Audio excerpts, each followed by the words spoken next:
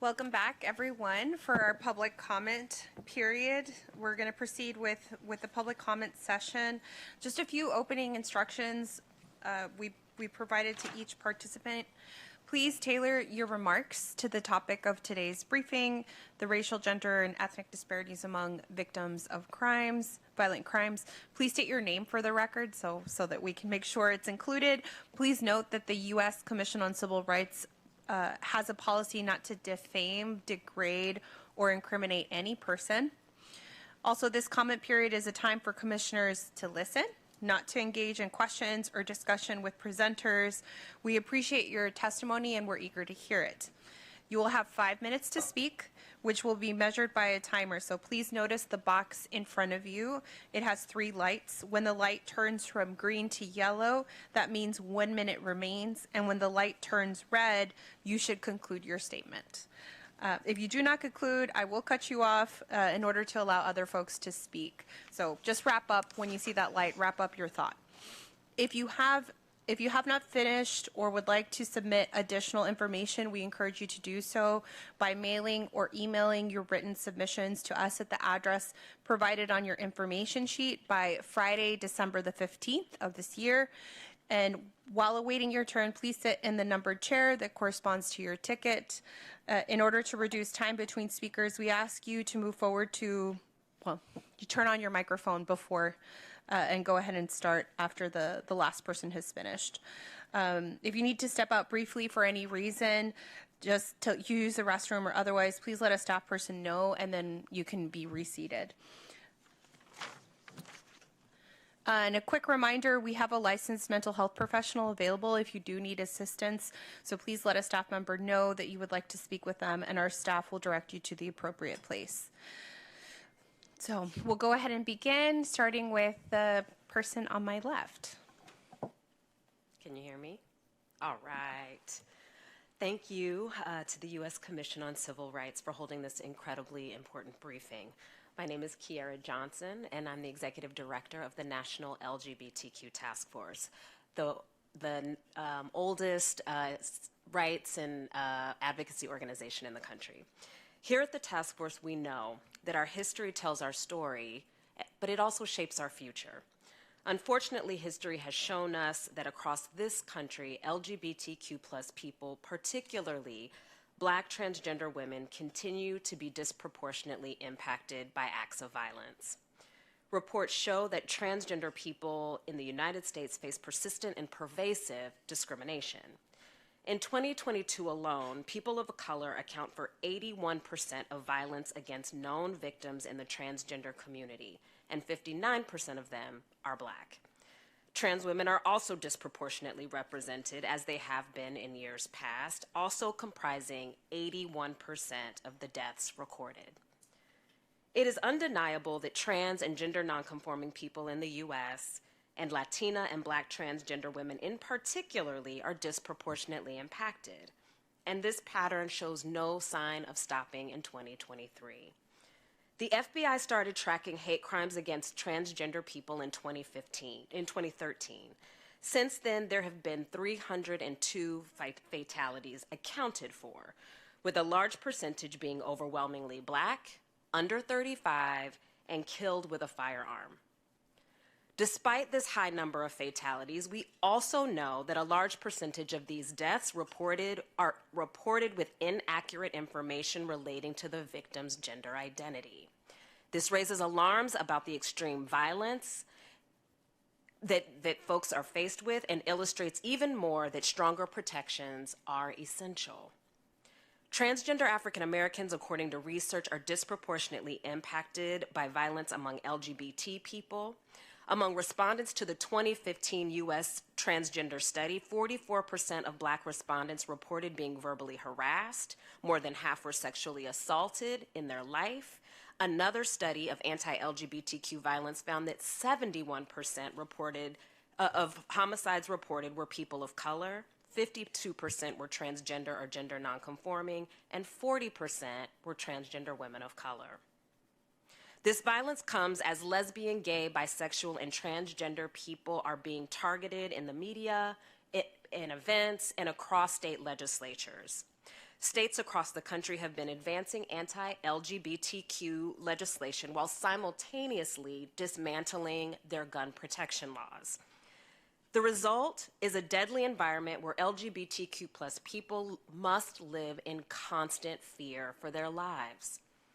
The Williams Institute reports that gun violence, racism, and violence against trans and gender nonconforming individuals is closely intertwined.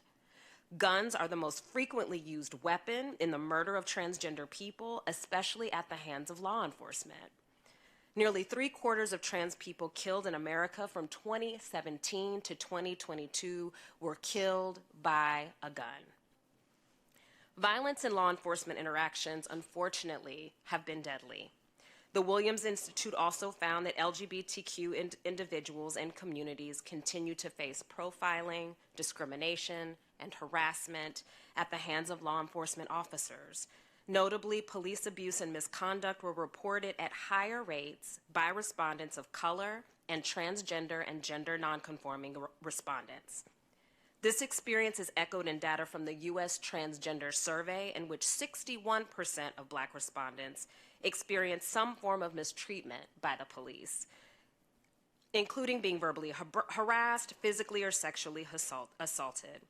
I'm here to say out loud to you that Black lives matter. Black trans lives matter, or at least they should.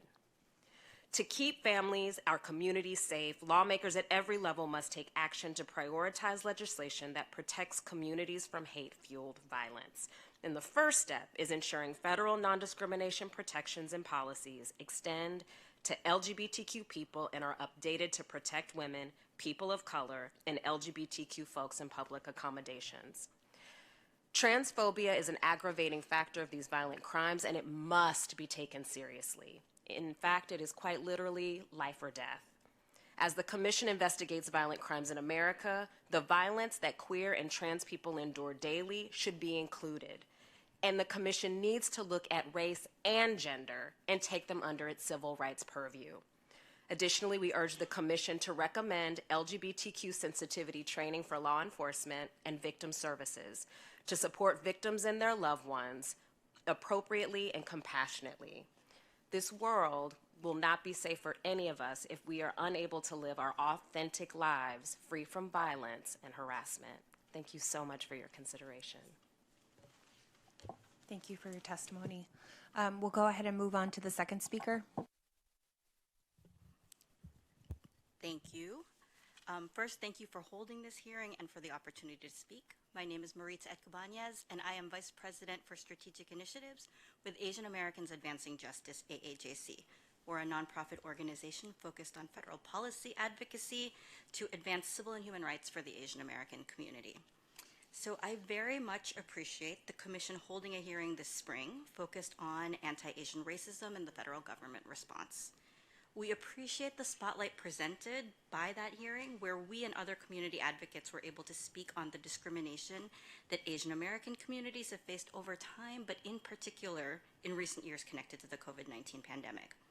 Our testimony for that hearing was focused on hate crimes and hate incidents. While we provided a great deal of information on the available data, we also spoke about the need for improvements to data collection. I would like to offer additional information that has become available since that hearing. While hate crimes motivated by anti-Asian bias are down in 2022 from the all-time high recorded by the FBI in 2021, overall hate crimes are still at alarmingly high levels, with a total of nearly 11,650 hate crimes reported to the FBI in 2022. And while the hate crimes motivated by anti-Asian bias have gone down to 4% of the total from 7% of the total in 2021, these levels are still many times higher than what we had been seeing prior to the COVID-19 pandemic. We continue to urge greater effort to speed the transition to NIBRs and to improve hate crime reporting in general. As we noted previously, community reporting sites are still needed to give us a better sense of the scope of what Asian Americans are facing, particularly since we know that many Asian Americans still do not feel comfortable looking to law enforcement and the criminal justice system for recourse. So this brings me to the 2 points I wish to highlight for the Commission: the need for greater data disaggregation and for improved language access. Contrary to popular perception, while many Asian Americans are doing well, Many are high earning, well educated. Our community also has the greatest income gap of any racial group, which means that there are also significant segments of the community that continue to struggle. Certain Asian Americans, whether due to poverty, residential segregation, or other factors, are more vulnerable to violent crime. According to the Bureau of Justice Statistics' most recent data, 252 and 60 Asian Americans and Pacific Islanders were the victims of violent crime in 2022, amounting to 4% of all violent crimes. This is an increase both in terms of the number and percentage from the year before. Data on violent crime victimization is currently only available by broad racial categories, which we fear may obscure the higher risk of victimization of the more disadvantaged in our community. Asian Americans Advancing Justice AAJC urges the government to collect more detailed data on the victim of violent crime, disaggregated to reflect the diverse experiences of the various subgroups within the Asian American population, which will help ensure that resources can be allocated to those most in need. Asian Americans Advancing Justice applauds the Commission for including language access among its top recommendations in its report on the federal response to anti-Asian racism. We stand ready to support the Commission in its efforts to make the government and government-funded programs and services more accessible to all, especially those who have difficulty communicating in English. The majority of Asian American immigrants, 52%, have limited proficiency in English, and when we look at the disaggregated data, we see that LEP rates are much higher for certain segments of our community. 79% of Burmese immigrants, 72% of Vietnamese immigrants, 67% of Cambodian immigrants, and 66% of Chinese immigrants have limited proficiency in English. So while not everyone will feel comfortable turning to law enforcement, when people from our community do, it is vital that they are able to access help in their language. Civil rights are not limited only to those who can communicate effectively in English. Federal agencies and entities receiving federal funding have a legal obligation to provide language access, and this obligation should not turn on whether one speaks one of the more commonly spoken languages in the US. When one of our elders, for example, is the victim of violent crime, they should be able to access help even if they don't speak English. And when our communities are impacted by mass shootings, as we saw in Atlanta in 2021, and in Monterey Park and Half Moon Bay, California, during the Lunar New Year celebrations earlier this year, the response by law enforcement and government agencies must be in the languages spoken by the impacted population. So with that, again, we urge your assistance and we stand ready to help when it comes to improving data disaggregation and language access. I want to thank you for organizing this hearing and for your continued focus on understanding how different communities are impacted by crime. Thank you so much for your comments. We're going to move on to the next speaker. Good afternoon. My name is Zach Smith, and I'm with the Heritage Foundation. Much of the discussion surrounding today's criminal justice policies, unfortunately, revolve around two myths. One, that our criminal justice system is systemically racist, and two, that we have a mass incarceration problem. Neither of these are true. Yet, if we look at what has happened in cities around the country, politicians have pushed out policies based on both of these myths. Take, for example, what has happened here in our nation's capital, Washington, D.C. In July of 2020, in the wake of the riots following George Floyd's death, the local city council cut $15 million from the local police force's budget as part of, quote, grappling with the undoing of centuries of layered systemic racism and its permutations throughout our society. Charles Allen, the local council member who spearheaded this effort, proudly proclaimed that this budget cut would result in the biggest reduction to MPD, DC's local police force, that he had ever seen. Allen anticipated that MPD would lose at least 200 officers as a result of this cut, and he pledged to continue to take similar actions because he knew that, quote, racial justice wouldn't be achieved in a single budget. So how are these efforts going? Well, I think anyone who has watched the news or talked to DC residents will tell you that things are not going well. In April of this year, then DC Police Chief Robert Conti said that his department had a net loss of about 450 police officers over the past 3 years, putting his department's staffing level at the lowest it's been in half a century. The number of sworn officers has continued to fall and is expected to continue to fall short for the foreseeable future. This at the same time that the district is experiencing a rash of violent crimes. Homicides are up 34% compared to this same time last year. Robberies are up 67%. Motor vehicle thefts are up 97%. Carjackings are up an astounding 105%. The district ended last year, 2022, with 203 murders. So far this year, the district has experienced 243 murders. Compare this number to a little over 10 years ago, when the district experienced the relatively low number of 88 murders in 2012. It's clear that something has changed and that something has to change again. That's especially true when we consider who is predominantly being victimized by the increases in violent crime. In December 2021, the National Institute for Criminal Justice Reform released a report on the gun violence problem in Washington, D.C. It examined all 341 homicides that occurred in the district in 2019 and 2020, and all 522 non-fatal injury shootings that occurred in 2020. It found that the victims and suspects of homicides and non-fatal shootings in D.C. are predominantly male, Black, and between the ages of 18 and 34.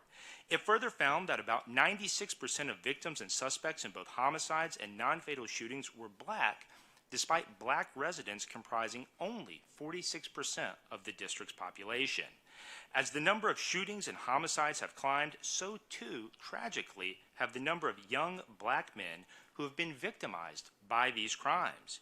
Yet as we look elsewhere to cities around the country, including those that have been the focus of today's hearings, places like Denver, Houston, Memphis, Milwaukee, and Seattle, just to name a few, these same types of trends can be seen there too. Moreover, prosecutors in many of these cities have pledged not to prosecute certain crimes, not to seek bail in many cases pending trial, and not to seek sentences of incarceration wherever they can avoid it. Yet by failing to do their duty, these prosecutors are creating more victims in their communities. It's also important to push back against the notion that there are certain so-called quality of life crimes, things like shoplifting, prostitution, and drug possession, that can not be prosecuted with no adverse consequences. Allowing these crimes to go unchecked harms their communities where they take place and makes businesses untenable in those communities. This often means that the only grocery store or the only pharmacy in certain low-income neighborhoods close, making it that much more difficult for residents of those neighborhoods to live on a day-to-day basis. Contrary to what some have said, data and science do not support these soft-on-crime approaches. At the end of the day, we know what works to combat crime and to lower the number of young Black men who are shooting and homicide victims. Put more police on the street, empower them to responsibly do their jobs, and have prosecutors who will prosecute crimes, hold criminals accountable, and seek justice for all victims. This is what our communities deserve, and we all should expect no less. Thank you. Thank you. Thank you to all of the folks that have provided their comments today. Is there anyone else from the public that would like to speak? No. Okay. Hearing none, that concludes our public comment session, and that actually brings us to the end of our briefing. I want to thank all of our panelists and our public comment participants. Today has been a tremendously informative day, and on behalf of the Commission, I thank all who presented for sharing your time, expertise, and experiences with us. And as I said earlier, the record for this briefing shall remain open until December 15 of this year. Panelists or members of the public who would like to submit materials for Commission consideration, which we welcome, may mail them to the U.S. Commission on Civil Rights, Office of Civil Rights Evaluation, 1331 Pennsylvania Avenue Northwest, Suite 1150, Washington, D.C. 20425, or email them to victims of crime, victims is plural, victims of crime at usccr.gov. I ask that our attendees move any continuing conversations outside of the hearing room so our staff can complete any logistics necessary to close out. And please make sure you exit the building through the F Street lobby, as the exit to the Pennsylvania side is closed. So if there's nothing further, I hereby adjourn the briefing at 4:24 p.m. Eastern Time. Thank you.